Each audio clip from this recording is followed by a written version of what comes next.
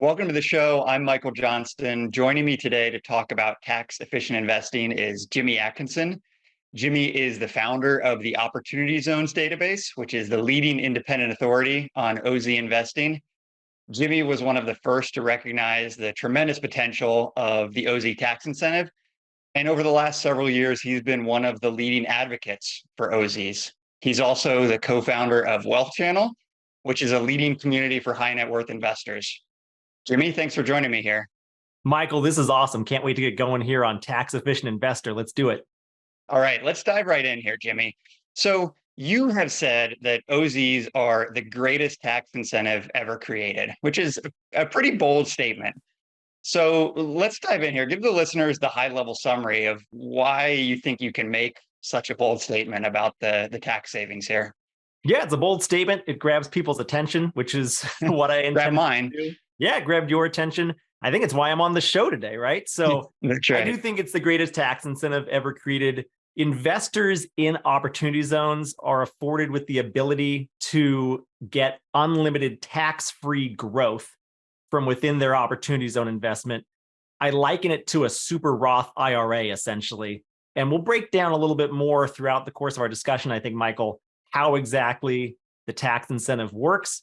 But just to cut to the chase, essentially it allows for an investor, once he or she holds an opportunity zone investment for at least 10 years, to escape any capital gains tax liability from the appreciation of the opportunity zone investment. So your opportunity zone investment grows over the course of 10 plus years.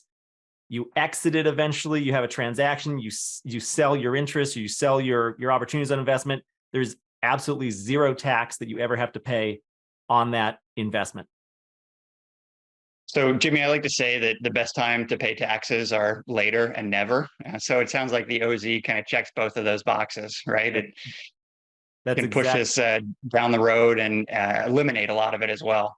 That's exactly right. I don't know how detailed you want me to get right now, but essentially there's a deferral mechanism at the start of your investment, and then you within the opportunity zone investment, you never have to pay taxes as long as you achieve that 10-year hold, and the fund itself remains in compliance with the opportunity zone statute and regulations for the duration of your investment. So before we get into that, Jimmy, let's talk about who can and who should do this, because it's not for everyone. It's not something that every investor can do. There's some requirements. So who's able to take advantage of this? That's correct. Yeah. So that's a good place to start. So this program is really intended to be an incentive for capital gains dollars, first and foremost, to flow into opportunity zone investments. So to begin, you need to be a US taxpayer and you need to have capital gains. And then I like to go a little bit farther than that and say, in all practicality, you need to have a sizable capital gain of at least $50,000 for it to be worth your while and to achieve the minimum investment threshold that most qualified opportunity zone funds will hold their investors to. And then one more requirement or recommendation is that you be an accredited investor, which means that you have at least an income of $200,000 a year, or if you file jointly with a spouse, your combined income is at least $300,000 a year, or you have a net worth of greater than $1 million, which excludes your primary residence. That's the most basic definition of an accredited investor. Those are rules that the SEC has set in place to restrict certain investments into unregulated private equity funds. The vast majority of opportunity zones are private equity funds that aren't traded publicly on an exchange. They're unregulated by the SEC, and they're a little bit more opaque and more difficult to access, which is part of the reason why I started Opportunity DB, the Opportunity Zones database, in the first place. So I would say those are the four main requirements. 1, US taxpayer. 2, you have a capital gains tax liability. 3, that the gain itself is at least $50,000. And 4, that you are an accredited investor. So I want to jump in on that number 2, Jimmy, and just to clarify, it can be any type of capital gain. Is that right? I know some listeners are probably familiar with tax incentives where if you have a capital gain from real estate, you can roll that over and defer. But in this case, it doesn't have to be from real estate. Is that right?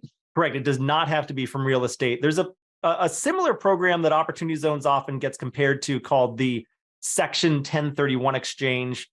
There's also Delaware statutory trusts or DSTs that take advantage of that Section 1031 statute within the Internal Revenue Code. Those types of investments have to be like-kind exchanges. They have to, the gain has to derive from a real estate transaction. With opportunity zones, you can also use a real estate gain, but you can use any other type of gain. It could be gain from the sale of a private business, gain from the sale from within your brokerage account at Fidelity or Schwab or TD Ameritrade, Vanguard, wherever you have stocks, bonds, mutual funds, ETFs. Any type of gain from within that type of traditional investment account would also qualify to be rolled over into an opportunity zone fund. And then you can have even a more exotic gain from the sale of Bitcoin or comic books or other collectibles, art, any type of gain. And it can also be short-term or long-term as well. So that's another question I get a lot. It doesn't matter if it's short or long, it doesn't. Just any type of capital gain can be rolled over into an opportunity zone fund. Good question. So, Jimmy, I want to ask you in just a minute here to kind of walk us through from start to finish about how an investor who does have this gain, who meets your 4 criteria, would go about making an investment. But before we do that, I want to zoom out a little bit. And you've talked about the intent here is to move dollars that are locked up in capital gains into opportunity zone investments. Could you give us some history on the program here and talk about what was the intent? Why was this incentive created in the first place? Sure. So around the time that the United States was recovering from the Great Recession of 07 through 09, a few years after that, some policymakers, some members of Congress, some members of a think tank, economic think tanks in Washington were kind of looking around the nation, and they noticed that the nation as a whole recovered pretty quickly and pretty well from that crisis of 07, 08, 09. But some neighborhoods got left behind, and the inequality gap, wealth inequality and income inequality gap increased tremendously following that recovery. The nation's poorest zip codes got left behind, while the nation's wealthiest zip codes recovered quite nicely. So the policy goal was, hey, looking around the country and noticing all of these capital gains that have been generated from the recovery in the stock market and the recovery in people's incomes that they've then put into the stock market and other types of investments, how do we unlock some of that capital and get it flowing into these poorer communities around the country that got left behind? There was a calculation done at the end of 2017 that estimated that there were over $6 trillion worth of unrealized gains locked away in the economy. So that was the number that these policymakers were trying to get after. So, you know, when President Obama was still in the White House around 2014, 2015, a white paper was developed by some economists at a new think tank called the Economic Innovation Group. It was a bipartisan think tank with some leading economists from the left and some leading economists from the right joining forces. They wrote this white paper where they first conceptualized opportunity zones, a place-based economic policy that wouldn't be just another government grant program or using government money to pour into these poor communities, but rather incentivize private investors to take advantage of a tax incentive under which they could invest into these poorer communities. So that's kind of the whole genesis of opportunity zones. By the way, what's interesting is the policy was first kind of drafted in 2014, 2015 and introduced into Congress pretty quickly. And then just a couple years later, it ended up being passed as part of President Trump's big tax legislation at the end of 2017. So it was actually, by policymaking timeline, it was actually a very quick turnaround how quickly opportunity zones got passed into law. And it's still kind of early days here. This legislation's only been around for about 5.5 years now, and the zones themselves, I'll take a break here before we get to that, but the zones themselves have only been around for about 5 years now. Yeah, well, it's a feel-good story, right, Jimmy? There's a little bit of bipartisan collaboration going on here. Not everything is as acrimonious as you might be led to believe. Yep. So you mentioned the zones themselves, and before we kind of dive in, how one might actually make an OZ investment, talk a little bit about the zones themselves. You use the word, this is a place-based incentive program. So there are, I think, about little less than 9,000 zones or census tracts that are designated as opportunity zones. Is that right? That's correct. So at the end of 2017, beginning of 2018, after the statute was passed as part of the Tax Cuts and Jobs Act, there was a definition of, what could qualify as a quote unquote qualified opportunity zone. And these zones themselves are places on the map. They are census tracts as defined by the 2010 census map and census data from 2015 and 2016 that defines an eligible zone as any type of zone that is low income or contiguous to a low income tract. I won't get into all of the technical details because we'd spend 20 minutes just parsing that. But essentially, these are by and large low income census tracts that the governor of every state, the governor of all the overseas territories, and the mayor of Washington, D.C. got to pick up to 25% of their low income census tracts as qualified opportunity zones.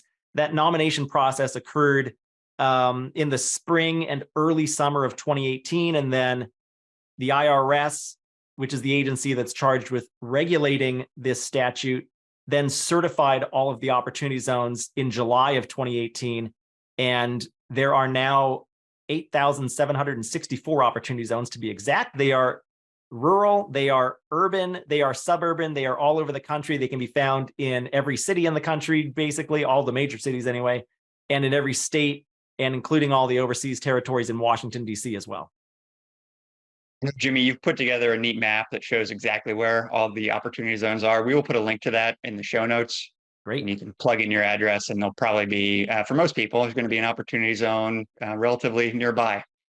Okay, Jimmy, that's a great background of the history of the program. Thanks for taking me on that little detour there. So let's dive in here. I'd like you to walk us through how someone goes about making an investment. So let's say I've just sold a bunch of Tesla stock. I've got a capital gain of $100,000. I'm interested in being a tax efficient investor. I'm facing a big capital gain because big capital gain tax as a result of liquidating that stock and realizing that gain.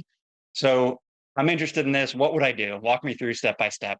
Yeah. So normally you'd owe what would it be? A $23,800 tax bill the following April on that gain, Yep. Assuming 20% capital gains tax rate and a 3.8% net investment income tax is standard for that type of gain. I'm assuming it's a long-term gain, by the way. If it's short-term, then it's even worse than that.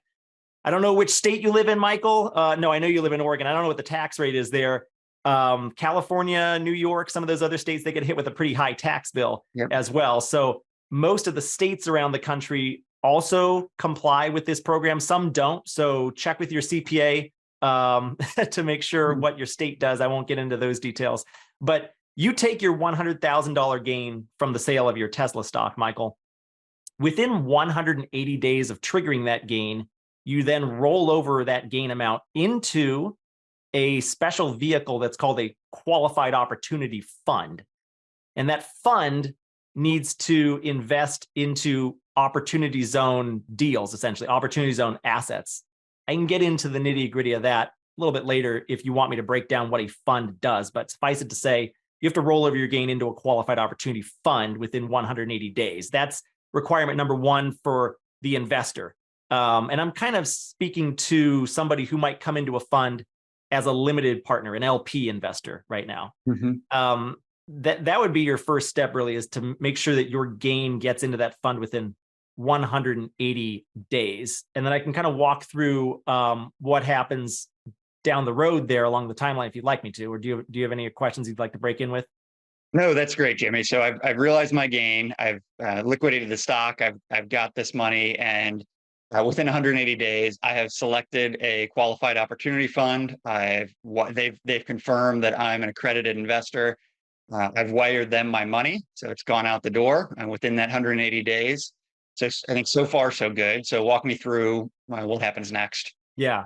So what'll happen next is the following April, you'll need to file your taxes like you normally do. And you would normally owe $23,800 to the federal government, to the IRS, on that gain. So you need, and you're going to have some of your tax return that hopefully you have a CPA prepare for you. This isn't tax advice, by the way. I should put that out there right now. So deal with a CPA for to make sure that I'm telling you this right. But normally your tax return would report that you had a $100,000 capital gain. And in this case, it still will. So you're going to need to file one additional form with the IRS, and that's Form 8997. And Form 8997 basically tells the IRS that, hey, yes, I have this $100,000 gain reported elsewhere in my tax return, but you should know that I poured it into a qualified opportunity fund within 180 days. It's a really simple form. I think there's only like a few lines to fill out. It's the amount of the gain, it's the name of the fund that you invested in, and then I think you need the tax identification number of the fund. You're going to need to file that 8997 every year that you're invested in that fund, just to make sure that you're reporting everything properly to the IRS. But then essentially, it allows you to escape paying gains on that amount until the deferral date. And the deferral date is defined in the statute as December 31, 2026. That date is the same for every investor in any opportunity zone fund, no matter when you do it. That's number one. Number two is that date might change down the road. It could potentially get pushed back if any extension legislation gets passed. And there are some members of Congress that are working on extending this legislation. But suffice it to say, for right now, you're going to get to defer recognition of that $100,000 Tesla gain until December 31, 2026. So for the next few tax returns you file the next few years, Michael, you won't have to pay a gain on that gain. It does eventually come home to roost when you file your 26 taxes in April of 2027. You will owe some sort of amount on that $100,000. The amount that you owe depends on two things. It depends on the rate in 2026, and it depends on the performance of your qualified opportunity fund, because there are some ways that you could potentially get that amount reduced based on the basis amount of the gain in your qualified opportunity fund. But I'll just stop there, because then we're starting to get too technical, and it kind of gets on a person by person basis. So Jimmy, at this point, I have deferred, but not eliminated, the tax on my original gain. In this example, I realized $100,000 gain. Let's just assume tax rates are going to be the same forever into the future, which they won't be, but we'll assume that. So it's now April 2027. So I'm going to now owe the gain on this, the tax on this $100,000 gain. We'll assume it's 23.8%. Let's not worry about state taxes for now. Sure. So April 2027, I've got to write a check to the IRS for $23,800. So I deferred my tax liability, but did not eliminate it. Is that right? That's correct. You got what you got was an interest-free loan from Uncle Sam. And by the way, this benefit was much more valuable if you made an opportunity zone investment back in 2018 or 2019. Today, we're only, because you were far away from that deferral date. Today, here we sit in August of 2023. If you make an investment, you're only deferring the gain for 3 years instead of for 5, 6, 7, 8 years. But it's still better than nothing. I think it's not a bad play. An interest-free loan for a few years is great. There's a time value of money, especially right now with interest rates high. Being able to invest a chunk of money for a few years, and you can pay off, have money set aside then in 2027 to pay off that tax liability. Correct. And there are some qualified opportunity funds that take into account the fact that all of their investors are going to have this tax liability and some liquidity need to meet that tax liability in 2027. So a lot of funds are structured such that they have some sort of refinance distribution in 26, or they start cash flowing a little bit before 26. I mean, the closer you get to that deferral date, the less valuable this benefit is, and the less likely it is that the fund will be able to do something like that. But I know a lot of the ones that, if you invested in early enough, there's some access to liquidity through the fund, at least in 26, 27, to pay that liability. And Jimmy, just to dive into one technical piece here. So when I invested initially, I only invested my capital gain, right? So let's say in this example, let's say I invested $100,000 in Tesla. I sold it for $200,000. So my capital gain was $100,000. That's the piece I have to invest, not the entire proceeds. So in this example, this simplified hypothetical example, I could set aside a chunk not of the gain, but of the return of capital or my initial investment, I could set that aside to pay that tax that's due in April 2027. That's correct. Yeah, you can buy yourself probably like a used Ferrari or a used Lamborghini if you want to. I think you used to be able to get a Lamborghini or Ferrari for $100,000 maybe 30 years ago, but they're pretty Yeah, I don't expensive know. now. Or you can sock it away and, don't do anything too crazy with it, because you are going to need some liquidity in 27 to pay that tax bill. That's a good point, Michael. Yeah, your idea is a lot more fun, but maybe mine's a bit more responsible. Yours is more practical, Okay, more responsible. Yeah. so I've paid my tax bill due in 2027. What happens next here in this timeline? Yeah. So in this timeline, I guess you made the investment in, what day is it today? It's August 11th, 2023. If you hold it until August 12th of 2024, that's when you can start selling your shares of the fund, potentially back to the fund, potentially on the secondary market. Kind of depends how the fund is structured and if the fund itself has any sort of buyback provision from the investors. But some way you divest yourself of the fund on August 12th, 2033 or later. Let's say you sell it for, I don't know, let's say you hit a three bagger. Let's say you sell it for $400,000. You've got a $300,000 capital gain. Is that what a three bagger is? I may have done the math wrong. But anyways, let's say you've got a $300,000. Let's say you've got a $300,000 capital gain. You'd normally owe about 70 something thousand dollars in capital gains tax on that. In this case, you owe nothing, because you've been reporting it to the IRS every year that you've had this opportunity zone fund investment. You held it for more than 10 years. So you don't owe any capital gains tax liability on your transaction there whatsoever. There's no tax bill on the appreciation. Congratulations. That's a heck of an investment, Michael. Yeah, so that's where this really, the tax incentive really comes in here, is after 10 years, if you hold for 10 years. So we invested in August 2023. If 10 years after that, whatever the capital gains realized on this investment is tax-free. Is that right, Jimmy? That's correct. Yeah. So there's two capital gains, just to review. There's two capital gains that we're doing stuff with. It's that initial capital gain from the sale of your Tesla stock in your example. That gets deferred, but eventually comes home to roost. Okay. You're going to owe a tax bill on that. Normally, there are some ways for the fund to structure things so that that amount could get reduced or potentially eliminated as well. I won't get into the specifics of that.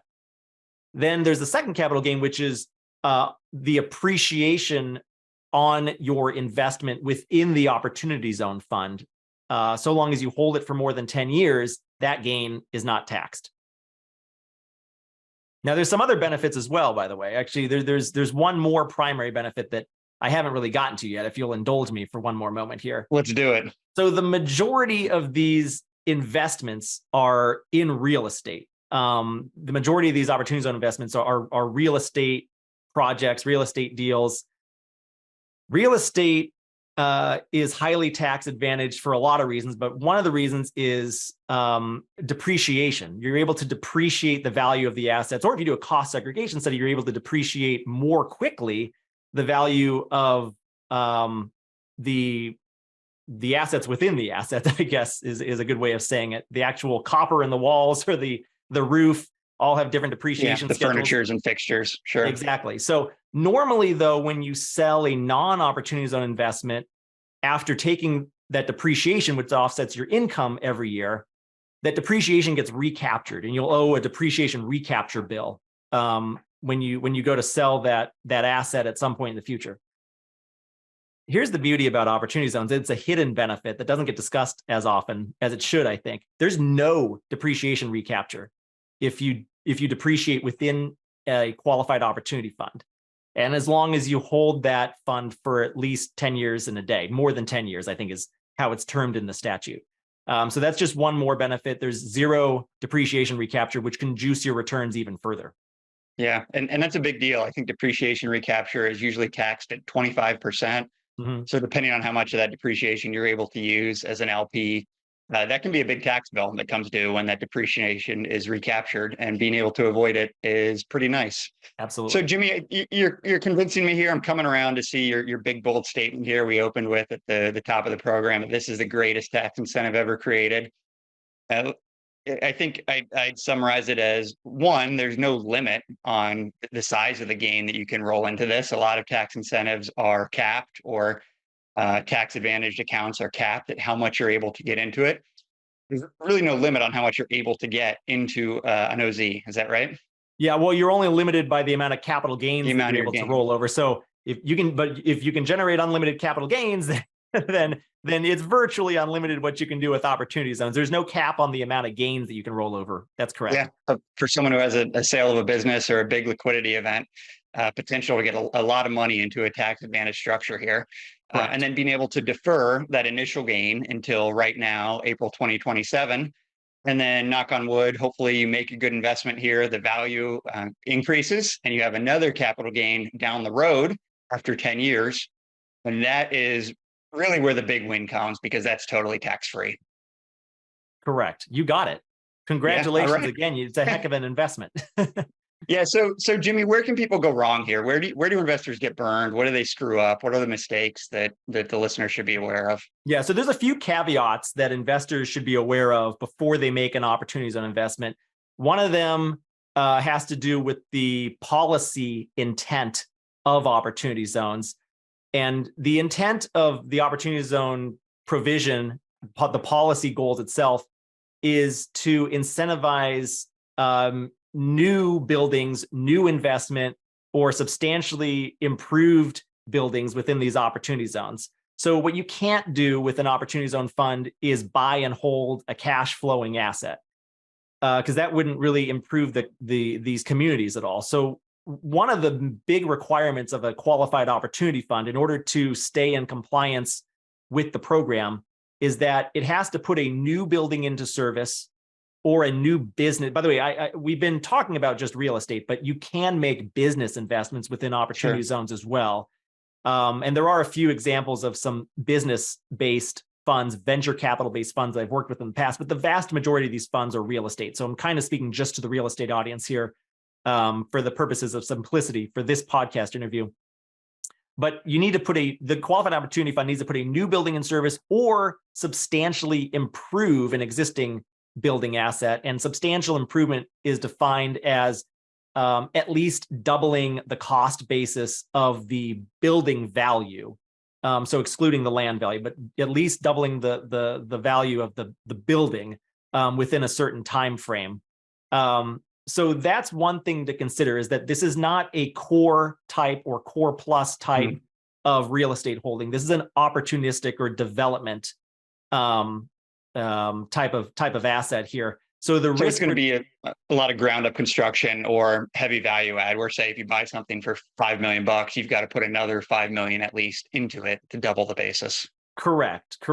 Well, if you exclude the land value, let's say the land is valued at 1 million. Good point. You need to put 4 million into it to double the value, of the building value. But yes, exactly right. So this is the risk return profile on this type of investment is very opportunistic. So one way investors go wrong here is that they don't consider that.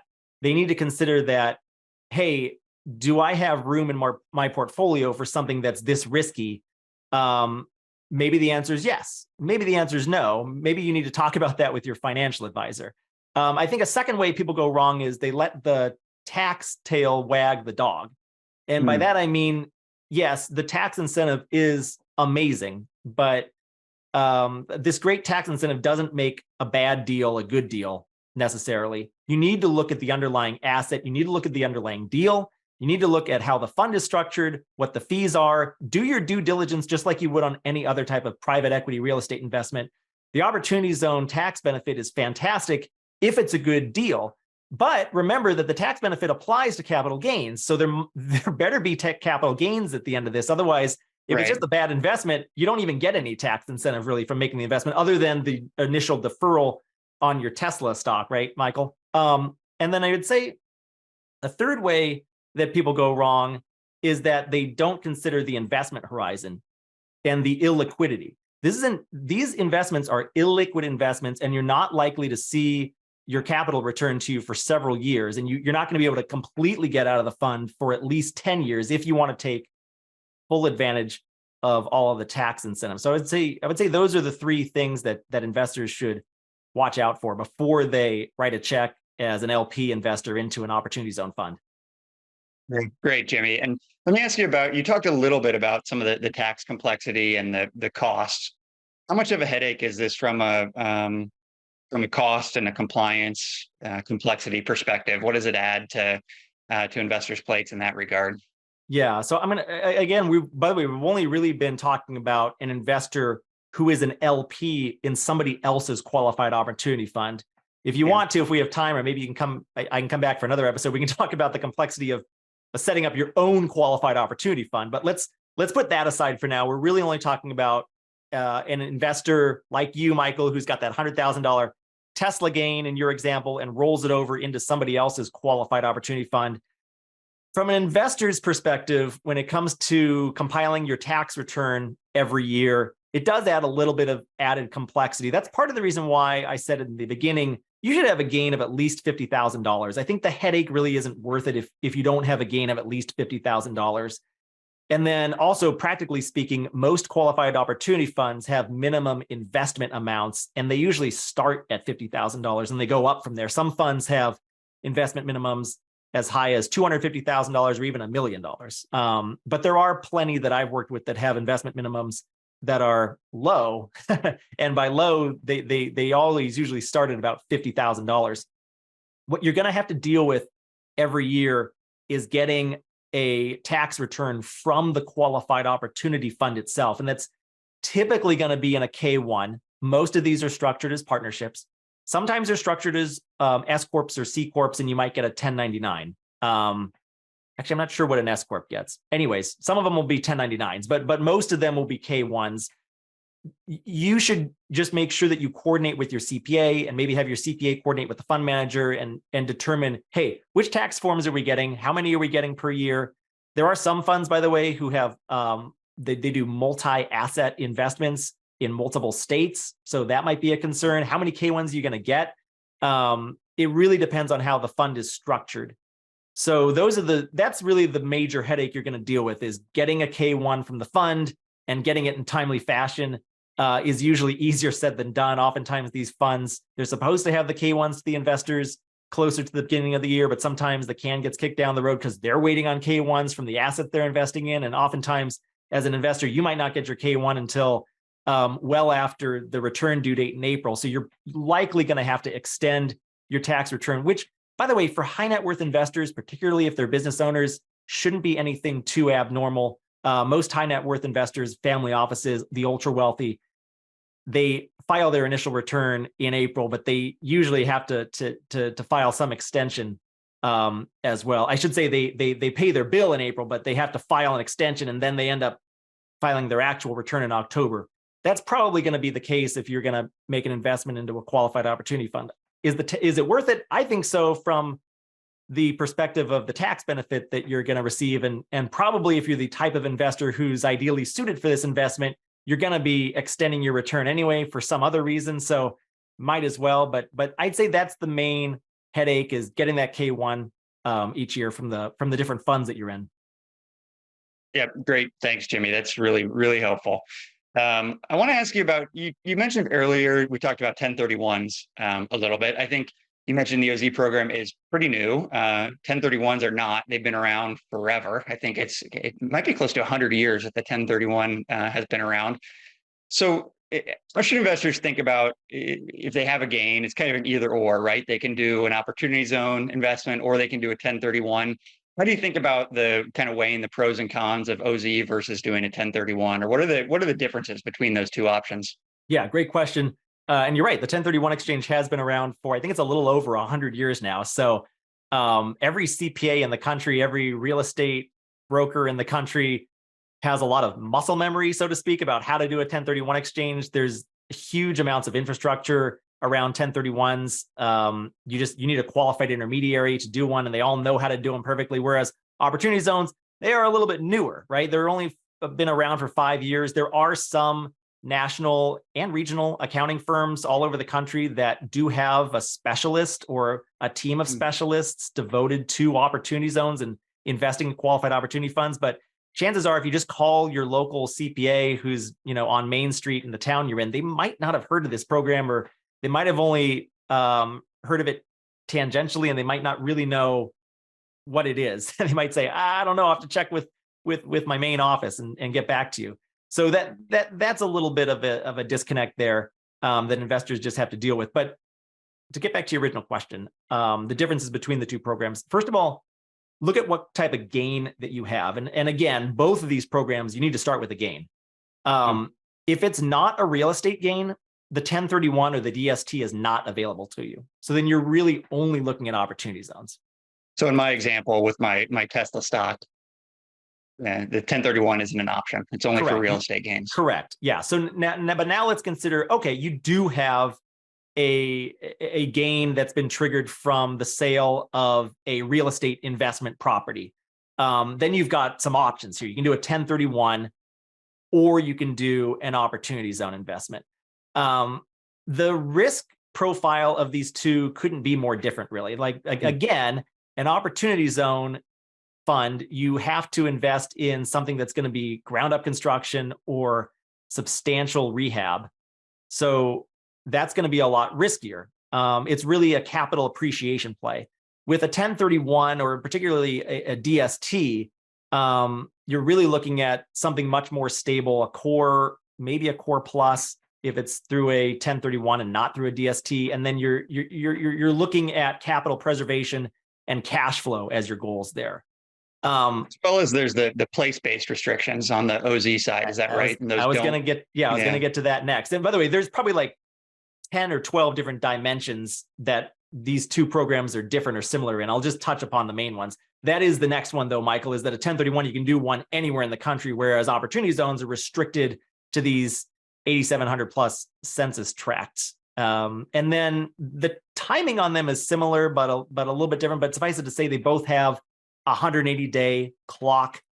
The opportunity zone fund is a little bit easier to do because you basically can do it yourself. You can just write a check directly to a qualified opportunity fund and be done with it. Whereas with a 1031, you have to go through what's known as a qualified intermediary, or if you're familiar with the industry, it's also deemed a QI sometimes, that helps you do the transactions. So there's a middleman you have to work with, which can be good if you need that help, but just something else to consider. And then there's a lot of other ways, but I'll stop there, and you can ask me if you have any other questions for me. So Jimmy, the last thing I'd like to ask you, something we kind of glossed over here, is we've assumed that these are we've been discussing for LPs, people are going to have a gain, are going to become an LP in someone else's qualified opportunity fund. Right. And I think we will have to have you back to discuss the other route, which is you set up your own qualified opportunity fund. We've kind of glossed over that, though. How can people find out about the different qualified opportunity funds out there? I know this is something that Opportunity DB does a great job of, is helping investors who, like in the hypothetical me with my Tesla gain, find a place to park that to roll over that capital gain. Yeah, great question. So we have a variety of resources on our website. We have a directory of every qualified opportunity fund that we've been able to find, which you can find at db.opportunitydb.com. We also offer a free guide if any of your listeners want to download the free guide to investing in opportunity zones, and that can be found at opportunitydb.com/download. And then I think your listeners of this podcast would be remiss if they didn't listen to my podcast, Michael. So you can listen to the Opportunity Zones podcast at opportunitydb.com/podcast, or just search on iTunes or Spotify or YouTube for Opportunity Zones podcast, and I'll pop up there.